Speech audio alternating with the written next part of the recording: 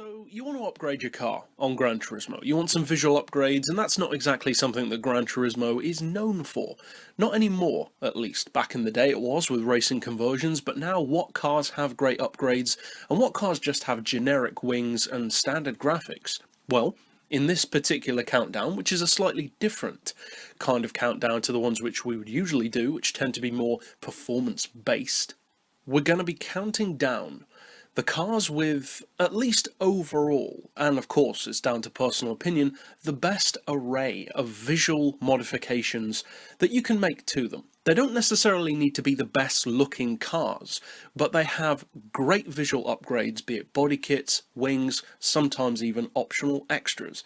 And it pretty much goes without saying that this is not a countdown list in a way of a best to worst or worst to best, because you can't really quantify that. This is just a selection of what I would say are 20 of the best cars with the best visual modifications. So let's get straight into it.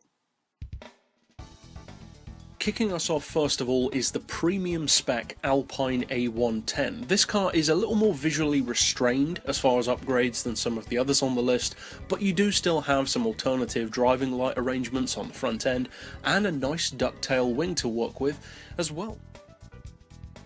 Then next up we have the Ford GT40. This is the street-going, premium, cheaper version of the GT40 on the game, and as far as visuals go, this has got some really nice ones. You can add winglets on the front, change up the hood arrangement, and even have alternative air intakes and grills at the back end of the car as well.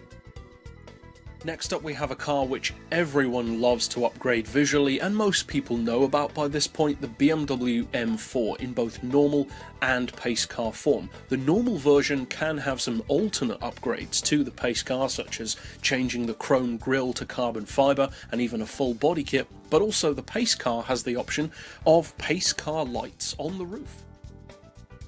Next up we have a car which isn't necessarily as obvious or as used as many others, the Jaguar Xkr-S, and there are plenty of cars which have a similar style of upgrade to this one with kind of a race conversion, but the reason why I'm including this one is because of how good it looks. The body kit, the flat floor, the wings, they really suit the car and give it a really authentic GT class look.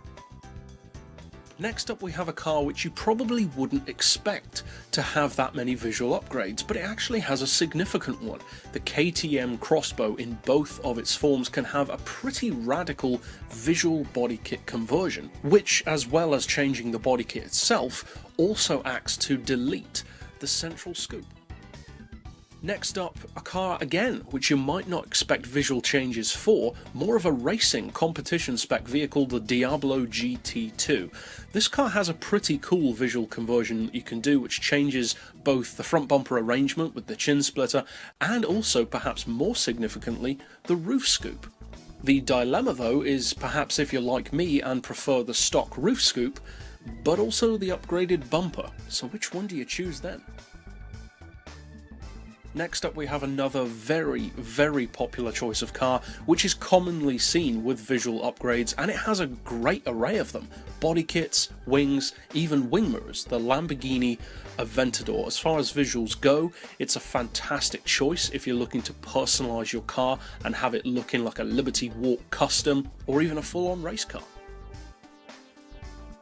Next up, a car which you don't see used as much as many of the others on this list, the Mazda Autos AZ1.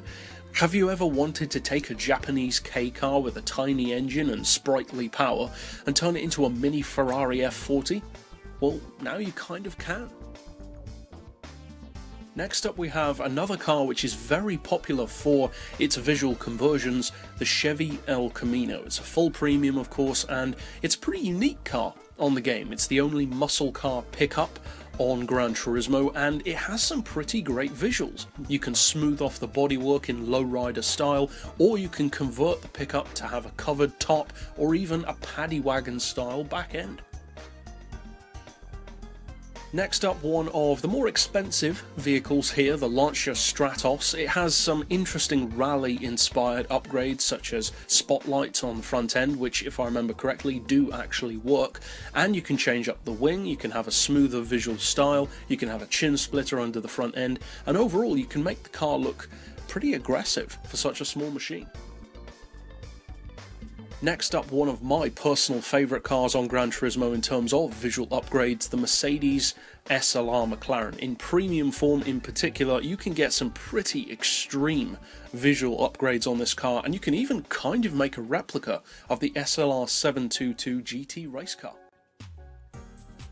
Next up, a car which is kind of strange in the thought and attention that they gave its visual upgrades, the Mitsubishi i-MiEV. If you're looking purely for performance, well, don't. But if you're looking for visual upgrades, well, that it does kind of ironically offer.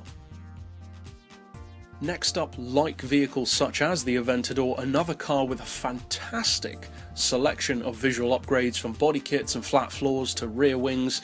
The Camaro, the new shape Chevy Camaro SS. It's got fantastic visual conversions that you can do with a ducktail wing. You can even use the race exhaust conversion to have side exit pipes, a big chunky flat floor, and the body kits can turn it into anything from a rally car to a NASCAR to a GT3 car.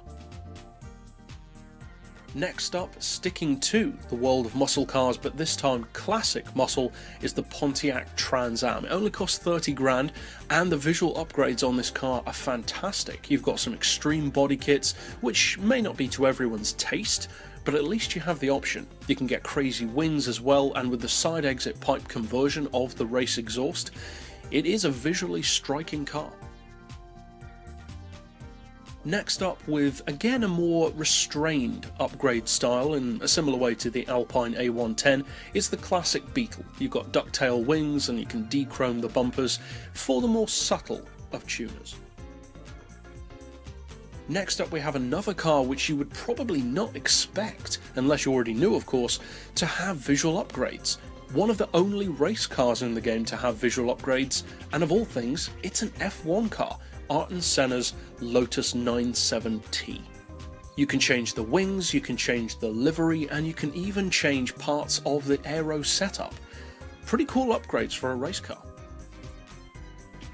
And keeping it on brand with Lotus, we move on to a decidedly slower but still very cool car, the Lotus Elise. In newer form, this car has some great looking visual upgrades. You can smooth off the back end, give it a great looking bright silver coloured diffuser underneath, and change the wing and even the roof to a hardtop conversion. Overall, I love the visual conversions that you can do to this car.